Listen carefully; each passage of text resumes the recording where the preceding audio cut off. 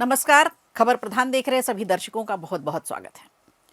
देखिए, एक मुद्दा है जिस पर चर्चा कल से चल रही है कि भारतीय जनता पार्टी अक्सर अपने फैसलों को लेकर चौंकाती रही है। नेता चुनने के मामले में पार्टी का फैसला सबसे ज्यादा हैरान करने वाला होता है। वोट डिवाइडिंग का खेल तो बीजेपी बखूबी जानती ही है और कैसे वोटों का ध्रुवीकरण करना है इसमें तो उसे महारत हासिल है।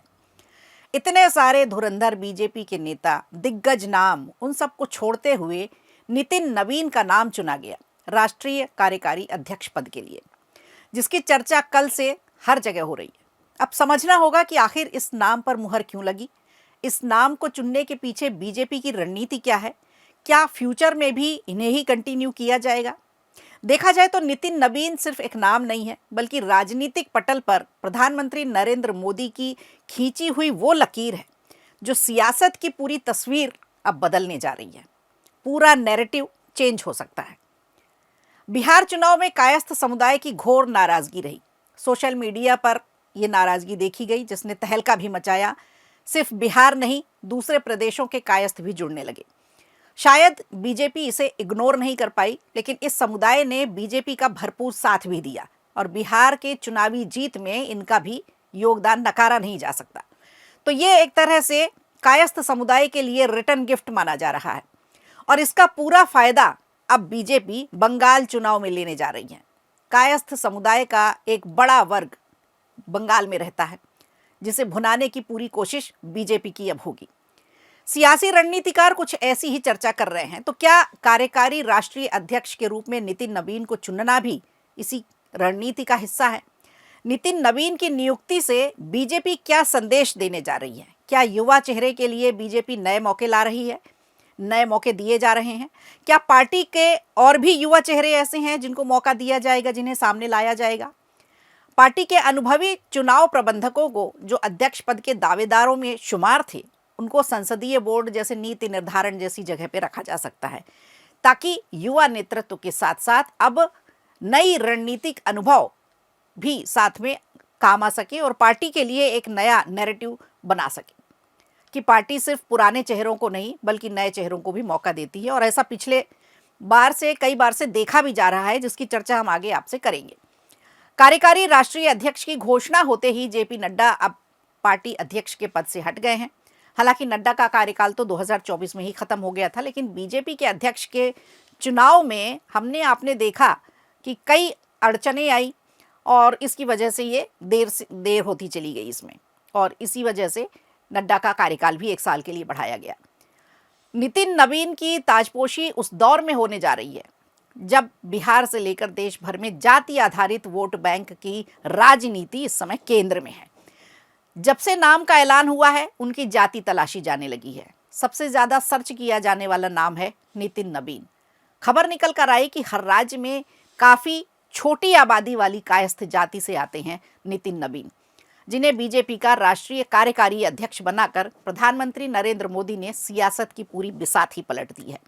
ये फैसला महज संगठन की खास नियुक्ति नहीं माना जा रहा, बल्कि प्रधानमंत्री मोदी की उस रणनीति की ये घोषणा है जहां वो बड़ी लकीर खींचते हुए नजर आ रहे हैं। जाति जनगणना का मुद्दा सबसे पहले बिहार में उठा और यहीं पता चला कि सबसे प्रबुद्ध वर्ग जो देश में माना जाता है, उसकी संख्या सबसे कम है। बिहार में कायस्थ जाति की आबादी महज 0.6% बताई गई।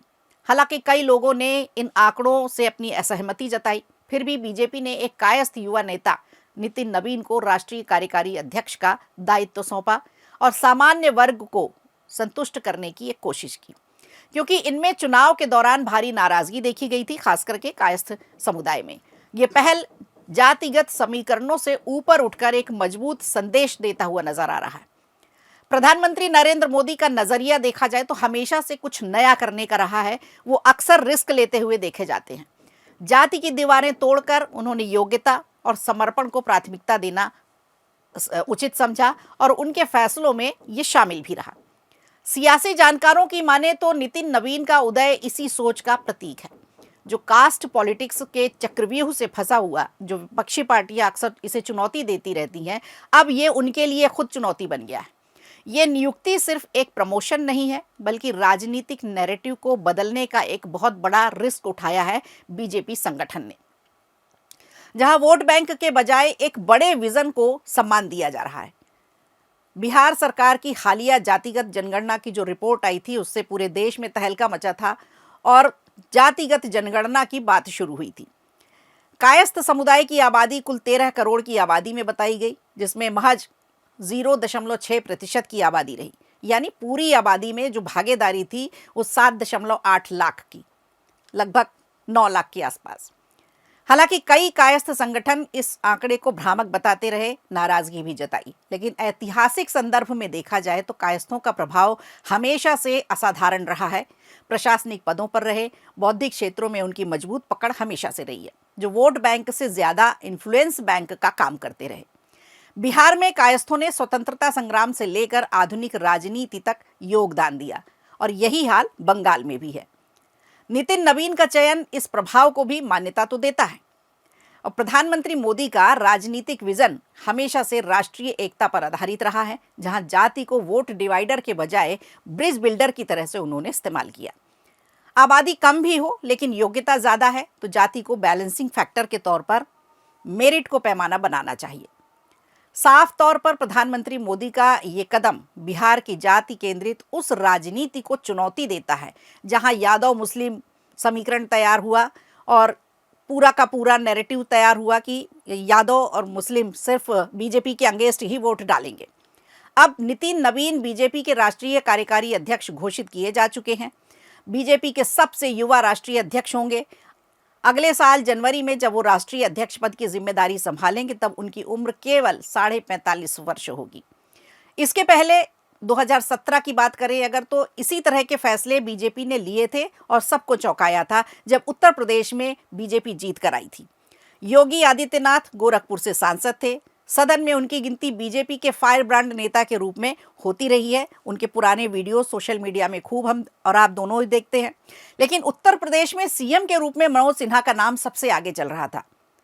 पार्टी ने यहां भी चौंकाने वाला फैसला लिया और योगी आदित्यनाथ को मुख्यमंत्री बनाया। आज योगी आदित्यनाथ की गिनती सबसे लोकप्रिय मुख्यमंत्रियों में की जाती है। उनके नेतृत्व में पार्टी दूसरी बार सत्ता संभाल रही है।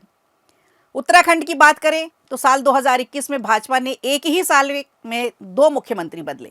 पहले त्रिवेंद्र सिंह रावत को हटाया, तीरथ सिंह रावत को मुख्यमंत्री बनाया और फिर कुछ ही महीनों बाद तीरथ सिंह रावत को भी हटाकर पुष्कर सिंह धामी को मुख्यमंत्री बनाया।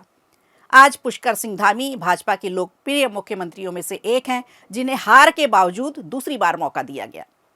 इसके अलावा मध्य प्रदेश की बात करें तो मध्य प्रदेश में मोहन यादव, इसके अलावा मध्य प्रदेश, राजस्थान और छत्तीसगढ़ के सीएम चुने जाने को लेकर के भी बीजेपी ने एक बड़ा रिस्क लिया था, जो लोगों को उस समय तो पसंद नहीं आया था। लेकिन अब 2 साल हो चुके हैं, सरकारें चल रही हैं, इनके नाम कहीं दूर दूर तक नहीं थे, उन्हें सीएम की कुर्सी तक पहुंचाया गया। देवेंद्र फडणवीस, एकनाथ शिंदे भी इसी कड़ी का हिस्सा हैं। तो देखा जाए तो केवल 2 दशकों में ही बीजेपी ने अपनी तीसरी पीढ़ी तैयार कर ली है। तीसरी पीढ़ी को एक बढ़िया मौका दिया है। 1980 में अपनी स्थापना के बाद बीजेपी ने अटल बिहारी वाजपेयी और लाल कृष्ण आडवाणी के नेतृत्व देखा। 2014 तक इनका ही नाम था बीजेपी से जुड़ा हुआ, लेकिन 2014 के बाद से इन दोनों नामों को धीरे धीरे राजनीतिक पटल से गायब होने लगे और उसके बाद दूसरी पीढ़ी के रूप में आए नरेंद्र मोदी और अमित शाह जैसे नेता। अब तीसरी पीढ़ी तैयार हो रही है, जिसमें सबसे पहला नाम आया है नितिन नवीन का, जो कार्यकारी राष्ट्रीय अध्यक्ष बनाए गए हैं, युवा चेहरा हैं और कई प्रदेश के सीएम भी इसमें शामिल हैं। तो प्रधानमंत्री मोदी ने लिखा भी है कि उनकी ऊर्जा और प्रतिबद्धता आने वाले समय में हमारी पार्टी को और अधिक सशक्त बनाएगी। तो ये संदेश है, आने वाले समय में बीजेपी का नेतृत्व नितिन नवीन जैसे युवा नेता करेंगे और जनवरी में मकर संक्रांति के बाद औपचारिक रूप से पार्टी के अध्यक्ष चुने जाएंगे। अब जगत नड्डा और जगत प्रकाश नड्डा की वो जगह लेंगे। ये एक बड़ा बदलाव है। नवीन चाहे उम्र में भले ही कम हो, लेकिन संगठन और सरकार में उनका गहन अनुभव है। उनके पिताजी पटना पश्चिम और अब बांकीपुर सीट से विधायक रहे हैं। पिताजी के असमय निधन के बाद नितिन नवीन ने उनकी विरासत संभाली और 2006 में विधानसभा उपचुनाव में पहली बार पटना पश्चिम से जीत कर आए और विधानसभा के सदन की सीढ़ियां चढ़ी।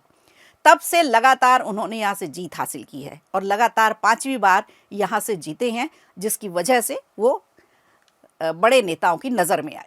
बीजेपी के बड़े नेता ये इशारा कर चुके हैं कि राष्ट्रीय अध्यक्ष की नियुक्ति में जातिगत और क्षेत्रीय समीकरणों को साधने के बजाय ऐसे व्यक्ति को जिम्मेदारी दी जाएगी जो संगठन को मजबूती दे सके, पार्टी के हित की बात करे।